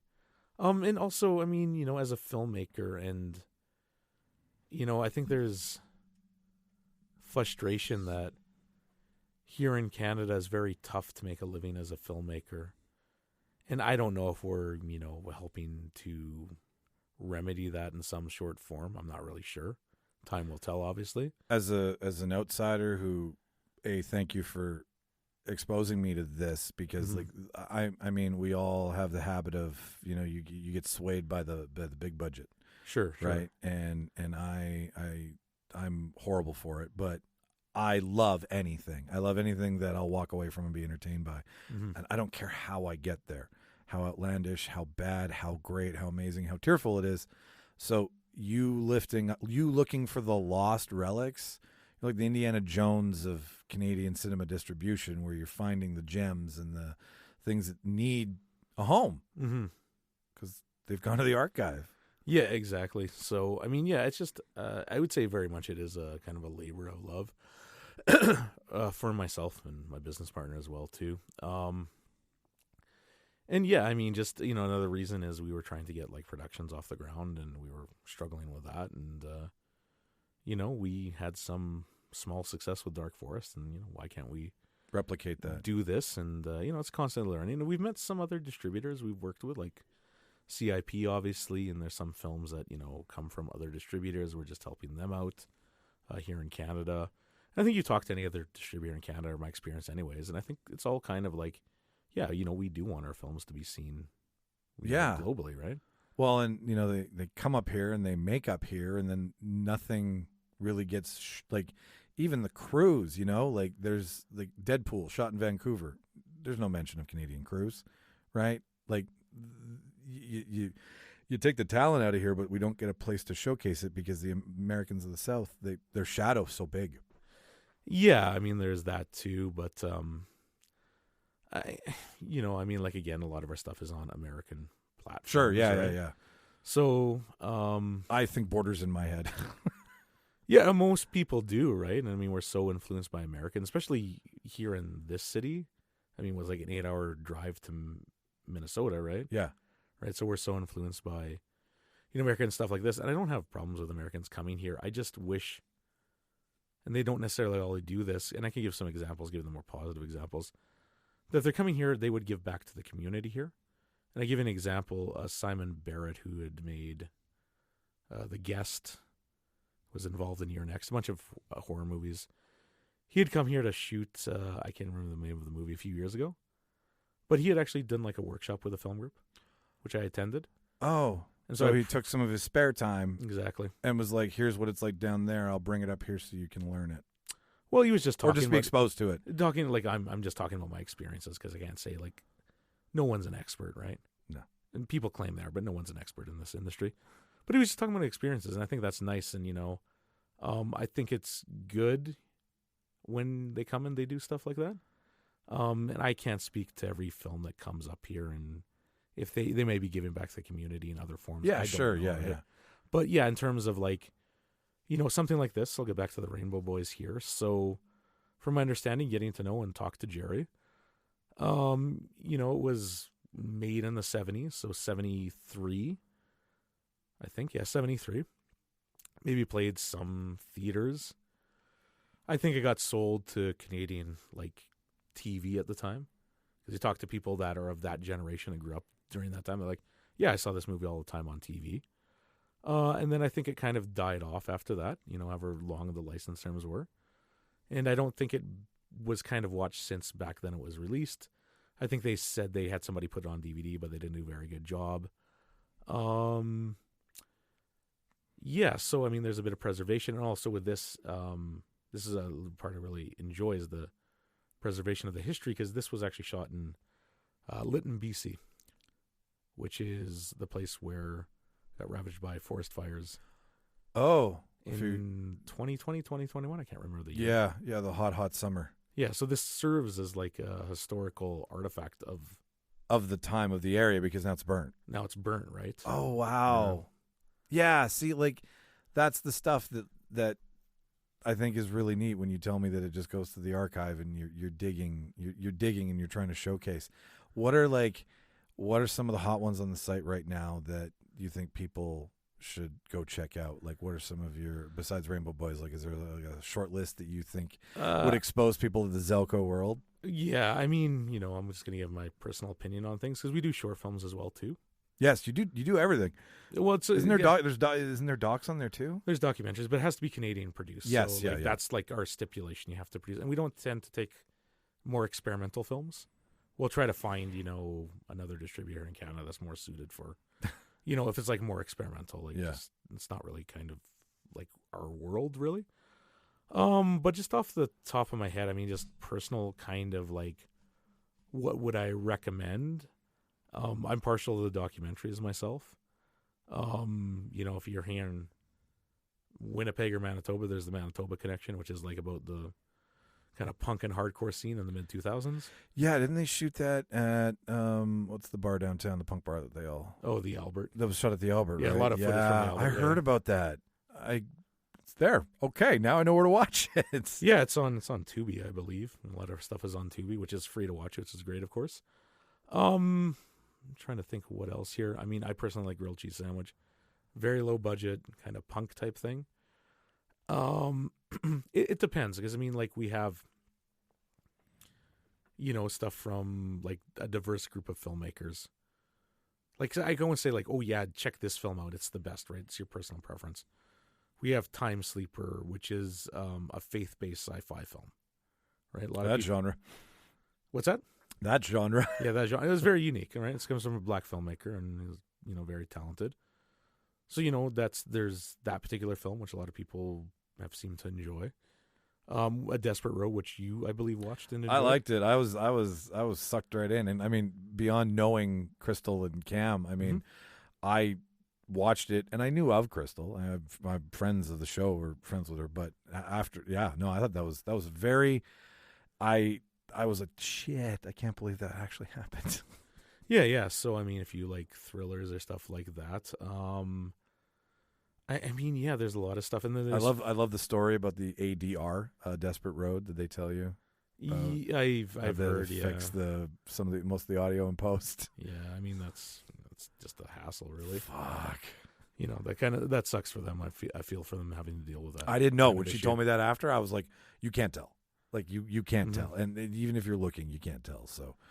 Yeah. So, I mean, there's all kinds of tons of stuff on our website, which I'd recommend. I'm going to say one film I think that is going to be released on Vimeo and Gumroad this Friday. Nice. We'll pitch it to more platforms, of course. But I just think it's a great film. If you get a chance to watch it, definitely do. It's called Camera Shy. It's a BC film. Okay. Came out in 2012. It's a comedy. The guy who directed it, Mark Sawyer, has directed like a number of Kids in the Hall segment back in the day. Yeah. And the comedy is about, or the film itself, is about this politician and very kind of sleazy guy. Not a hard stretch, not a hard sell. Yeah, so anyways, the performance is really good by the lead guy. Nicholas Ray is the name of the actor. But anyways, he starts thinking that a cameraman is following him around. And so it kind of starts off, he's, cheating with his wife, and this is where the cameraman shows up. And just kind of everything kind of gets worse and worse for him. And it just keeps getting kind of like more hilarious and kind of. And everything's on camera. Everything's on camera. But like, they play it straight, so the humor is very like natural. Yeah. And the performance is very natural. Like, he's just got very good like reactions and looks to like, goes to the psychiatrist's office. I think it's in the trailer. Where he's like, the psychiatrist, was the cameraman over there? He's like, no, he's over there now. And it really plays with the conventions of like filmmaking and stuff too. It's a very clever film. Came out in 2012, or was made in 2012, played like Vancouver, a bunch of other film festivals, won a bunch of awards in BC, like their equivalent of whatever the award show out there, the Leos, I believe it's called. Yeah. I think the producer is telling me she dealt with a company called Gunpowder and Sky. I think it was in a few places. Didn't really get kind of any attention, unfortunately, which is too bad because it's a great little film. I think it played on a broadcaster at the time, too. But yeah, it's coming out. I'd really recommend it. It's a very funny film. But that's just something I want to plug because it's a newer film. Yes. No, please do. But generally, go to our website because our website's a bit more consumer-facing, let's just say. Yeah. Where you can find it's designed to watch. Films. Yeah, where you can find other films and where to watch them. So definitely. Yeah. But Camera Shy is a very funny movie. And I'll make another recommendation because this is like a personal favorite. And I know Nick, the filmmaker, is probably going to listen to this. So hi, Nick. Nicholas Klebon, I think that's how you pronounce it. Anyways, this film called The Kingdom of Var. I started watching it, sir. I had to stop because I was just too hungover. But you have my attention. Well, you should have kept watching it to cure your hangover, quite honestly. I don't even know how to describe it. It is just so insane. You have to watch it to see it. If you're familiar with like Tommy Wiseau's The Room. Oh, yes. It's a good comparison in terms of that. And we think at some point this film will get noticed. And I mean, to some degree it has here in Winnipeg, even though the film was made in Hamilton. Because our friends at the Cinematheque, they played it as part of the our friends at Cream of the Crop, they screened it at Cinematheque as part of Cream of the Crop, and it had a pretty strong reaction there. like walkouts or like where well, people are there because the films they know are like it's called Cream of the Crop for a reason, right? Yeah, sure. But just like howling at certain parts, or just like the spoons in the room, or it's an involved performance. Yeah, the girl who plays the lead. It's quite the performance to watch. Yeah, she's great. That's what kept me. That's what I'm interested in. She's a fascinating human to watch. Yes. Yeah. Oh, she is. She's her mannerisms are like I couldn't turn my eyes away. Yeah, and so that's one of the some of the genre films we put that on DVD, and my friend James, who does Cream of the Crop, just recently he's a VHS collector. He put it on VHS. Oh, nice. So I'll give a plug to Cream of the Crop because if you go this February, you can get yourself a VHS copy of The Kingdom of Var. Okay. Yeah, I'll put the link in the show notes. 10 copies in the world because they've only made 10 so far. So, we've sold, I think 3 have sold so far. So. Nice. Well, that's how you create the value, right? Get it out to the people. You sent me your, before I let you go here, you sent me your letterbox, which was great. Like, you would not believe how many people on the show use Letterbox. I'm sure. No, it's embarrassing how much of us don't. Like, I told the guys really? about it the other day, and they're like, "What? You can see what your other friends watched, and then you can see what they thought of it. Then you can go watch it because you're more inclined to watch something someone you know recommends than someone you don't." I mean, there's certain type social media tracks, but I do enjoy it for the most part. Oh yeah, it's you know what, I like it because it curates and keeps. Yeah. And I can go to it for reference for stuff. Like it's very streamlined in that aspect, but it is designed for the internet. Oh, where's the link here? Hang on. You watched a movie though that I saw in the newspaper that's made by a Manitoba filmmaker. Oh yeah, Social. Yeah. Please tell me about that. I it's on my list, and we watch a lot of the same stuff. But I saw that you watch Social. I have said for the longest time, someone needs to do something with a Social. It's so inherently Manitoban. How is that film? It's great. It's great. Yeah, I've been talking to the filmmaker. I don't want to say anything, if we work with them or not, right? But I enjoyed it. I just went to the cinema. And yeah, it's great, first time film. Like, I think there's a lot to admire about it. Is it scripted or is it doc? It's scripted. It's scripted. Okay. Like, the writer director plays the lead character, and yes, it's like a series of vignettes, and he's just going around trying to get people to go to his mom's, I guess, remarrying, and they're having a social, like, for his mom and soon to be stepfather. I don't want to get married in this province because I don't want to have to put one on for my friends. Yeah. But I mean, I think the lead performance and this character and his motivations, I think, are very clear, which is always good. And it's nothing too complicated, which I think a lot of first time filmmakers get in the trap of. Like, how much do I put in? Watch these B films and you watch these films and this is like the story's all over the place. But it's straight. It's very funny too, and not like any crude or vulgar or cheap humor. The humor is all very earned.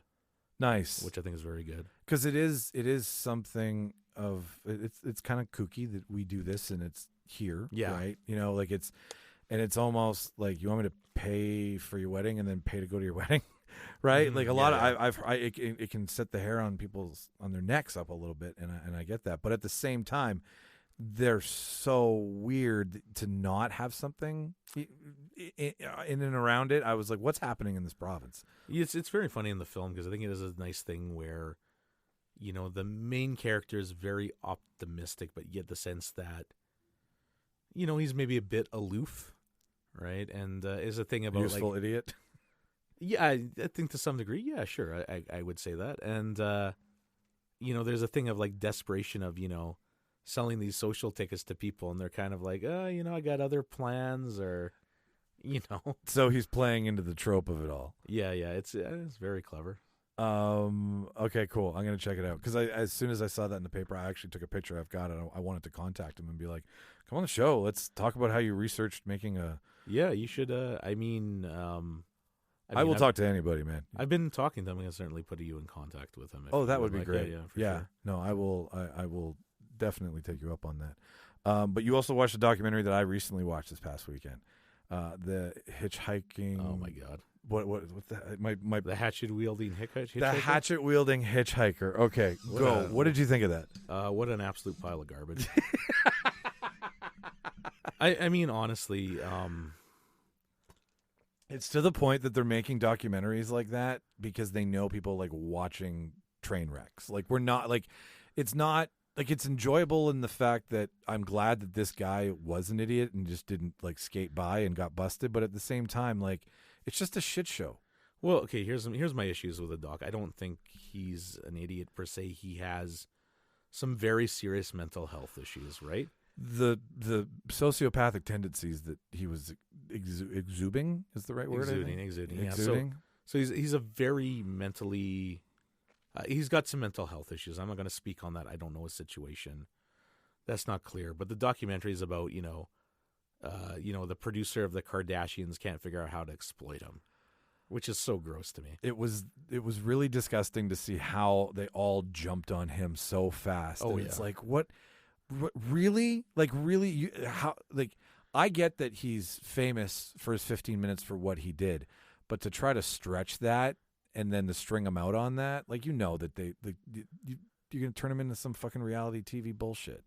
Yeah, so there's that whole aspect, which I found very gross. But the other thing about this, too, is so anything on the internet, and I tend to watch a lot of stuff on YouTube because I think it's just very interesting to me. Yeah.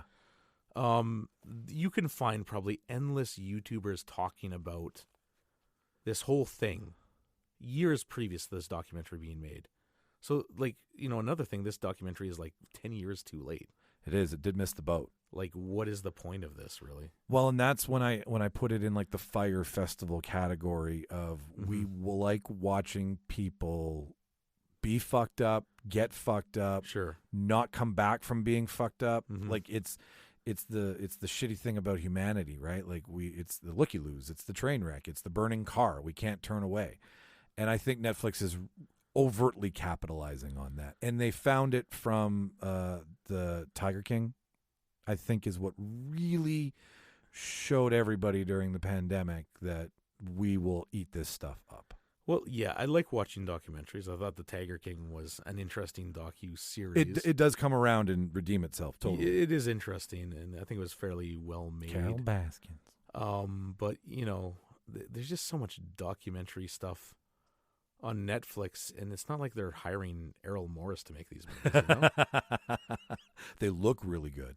Yeah, they're very slick. That one movie that this and the Tinder Swindler was another one. Yes. And it's like they do this thing where there's B-roll of, Instagram, and all that Text stuff. bubbles. Yeah, it's just like, I think people know how this works, right? Yeah, we don't need to see it. Thank you very much. So it's very kind of like dumbing it down in your face. Oh, very much so. Which I find very irritating. And I've seen good Netflix documentaries. That wasn't one of them, unfortunately. I watched the Woodstock 99, which I thought was very interesting. It was, because when you think you hear the Woodstock 99 documentary, you think you're going to hear about Woodstock 99, but you hear about toxic masculinity, and you hear about the over-sexualization of the 90s, and you hear about corporate greed, Mm-hmm. and those are all of the takeaways. I like that way more than being like, oh, look, there's Bush back on stage and there's a nostalgia bomb. I was like, these are fucking assholes who thought putting Bush on after Was it Limp Bizkit? no, it was Creed, fuck. That 90s band? That 90s, thank you. Yeah, the 90s band, whatever. But it was some crazy ass-kicking loud metal band, and then they were like, Oh, I think it was Glycerin. after Korn, right? That's it. Yeah, Thank right, you. right. Not K. C, Kissy K, whatever. But yeah, no, I was really blown away at how well they did that documentary. So, yeah, there's good stuff on there, but you compare that to the Hatchet Wielding Hitchhiker. And so the Woodstock 99, they talked to the organizer, was like one of the guys who also did the original Woodstock. Yes. And the guy contracted. So you get, all the different aspects of the perspectives where this the hitchhiker, they're just talking to people that were enamored by him. trying to exploit this guy. And then they talk to the family, which becomes very uncomfortable. It does, when they have to talk to the mom. And, you don't know what's going on because they talk to the cousin. And this guy was from Edmonton. You find out that he's Canadian. Yeah. And, and the cousin talks about, like, I think there was something going on over there, and the mom denies it. And it's just like, it just feels so exploitive. And Yeah, I totally agree. I did not come away from that being notified of something that I didn't know, and I'm better for knowing. I came away from that feeling like I watched 1,000 Pound Sisters, right? Some sort Yeah, of it's like got that feel to TLC bullshit that. And like, I mean, the reporter was entertaining. He was just a fucking Chad. Like he made me laugh because you see him in his videos from when like the story first broke, and you see him now, and I'm like, oh my god, you're trying to hang on to being 30 with your tan and your perfect shave and your suit. Like, that guy was just a tool. yeah, not as bad as some of the producers they talk to of reality shows. That Kardashian producer is just the worst. Oh, she was awful. But yeah, whew. The guy, the Jimmy Kimmel handler, Yeah. Sean and me were watching it. She's like, that's Drunk Uncle. That's Sure. Bobby Moynihan from SNL. That's drunk, just his mannerisms. And I'm like, oh my God, he's so right.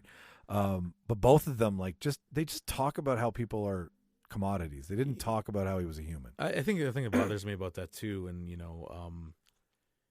if you know anybody who's mentally ill or suffers from a mental illness, Yeah. they're people, right? And generally, if somebody is saying what he was saying, for me, I would know, okay, there's something with him, and he's got some serious issues. Yeah, something's rotten in Denmark. Right. And you got to give people like that some space. Yeah, no, him with the lights and showing up drunk. I was like, of course he's showing up drunk. He's self-medicating. Very, traumatized for something in his past. I don't know what it is. Yeah. And so to be like just what they were doing is so, I know, so gross. It's interesting to me because like this Netflix documentary is terrible. And I've watched, there's like these YouTube channels that are like doing documentaries that are like superior to this. Right? And how are they only there? Yeah, and I mean, they're most self-funded and stuff like this. I'm just going to say this because, we're talking about documentaries and Sure. This is a terrible documentary. There's a YouTube channel called Atrocity Guide. I just want to recommend this. And this is like personally, I really like this. There's another guy named Frederick Nunson, I think, Down the Rabbit Hole. Okay. Both very interesting channels. I've heard of Down the Rabbit Hole. Very good. It's a very good channel. He does very good research on his subjects. And it's all just like, YouTube kind of style or whatever, but Sure. it's very effective. But Atrocity Guide is this girl, and she does like kind of similar documentary style videos. Their most recent one is a fascinating story I didn't know about this filmmaker in Korea, in South Korea, and was a very well-known filmmaker in the 60s and 70s, and would make movies with his wife. His wife was starring in his movies. And so I think this is like the late 70s, early 80s. His wife, goes to China for some reason, and then she's nowhere to be found. And so he's concerned, so he goes to China. And then he gets kidnapped by the North Koreans. In China. In China, yeah. Okay. In China, they kidnap him. I mean, watch this video, goes into more details, right? Sure. So he gets kidnapped in North Korea, and basically he was kidnapped by Kim Jong-un. Is it Kim Jong-un? Kim Jong-il is the son, right? Something like that. I can't remember. I'm not too sharp on my dictators. Yeah. Anyways, the dictator of North Korea, Kim Jong. Yeah. Whatever. The big bad. There at the time, and basically, he had kidnapped this filmmaker and his wife so they could make films for the North Korean Regime. Propaganda films. Propaganda film, and yeah, there's they made a number of films. They eventually escaped, and the one big film they made, Paul Gasori, was like a big kaiju film. Because he always, like Kim Jong, Love kaiju. always wanted to have like a kaiju film. Yeah, so they escaped. They eventually defected to America just because of all this like craziness Sure. they dealt with in their lives. And I think they produced those 3 ninja movies, like those kids movies. Really? Yeah. Like from propaganda film to Three Ninjas. Yes. Which was huge. I watched Three Ninjas so many times as a kid. Yeah, I don't think they did like all of them. I think they did like some of them. Sure. But they were trying to get a movie made of the story of their life, and it never happened. But it's such a fascinating story. Oh my God, that normal people doing abnormal things. Those are the best documentaries. Yeah, it's crazy because some dictator kidnaps you. Yeah. To make films for his regime because the films previous, in his opinion, were not that good, and he was a cinephile, right? If you didn't know that about Kim, I can't remember which ones. I want to say Kim Jong-il was the dad. And Kim I Jong-un believe was you're the son. right. Right, so Kim Jong-il is like a huge cinephile. Listener, give us a break. Somebody's out there going like, "Those fucking guys don't know they're dictators." I'm fine with not knowing that. No, that's cool, man. That's super cool. I'd love to keep you longer. We covered I think what we set out to cover. When we don't cover it, we just say come back for another episode. Yeah, sounds great. So, anything, www.zellcoentertainment.com? Yeah, just Zellcoentertainment.com. We do have, other films we're trying to do stuff with. I just want to mention The Nature of Nicholas because I think that's a great film. Let's mention this as the last thing.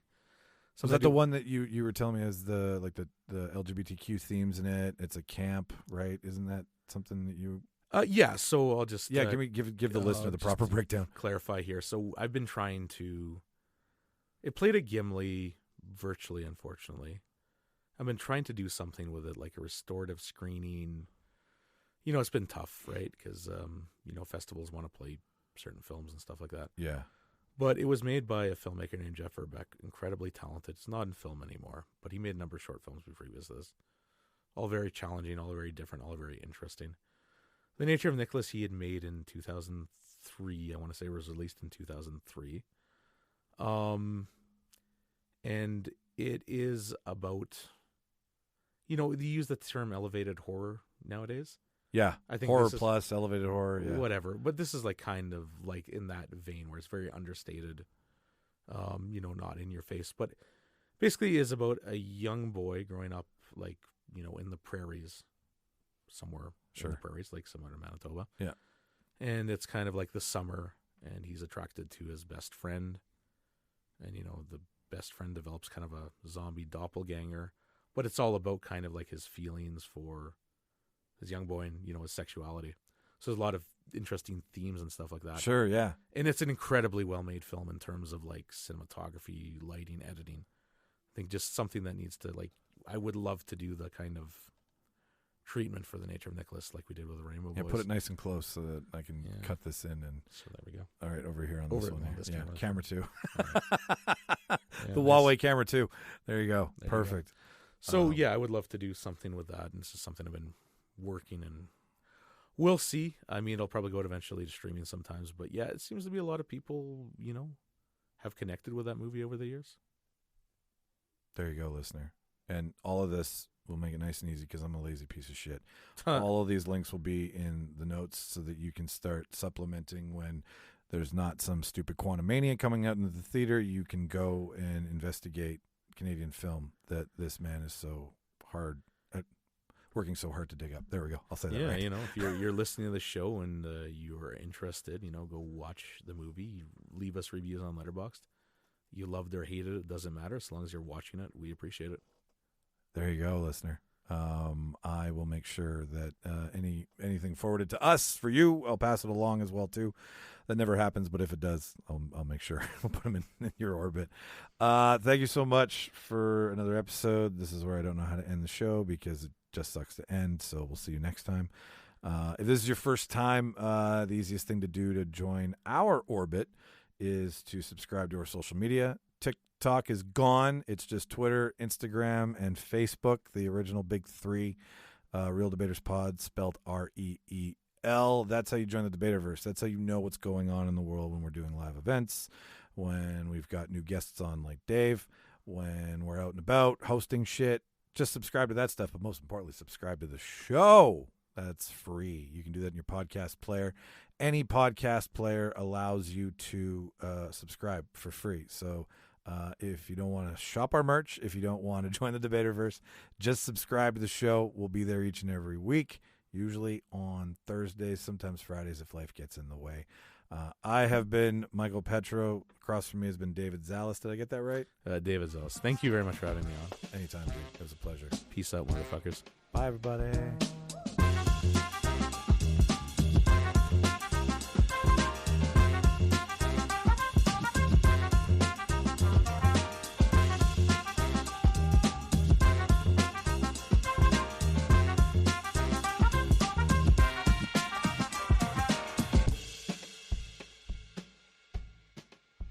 Farewell and adieu to you fair Spanish ladies.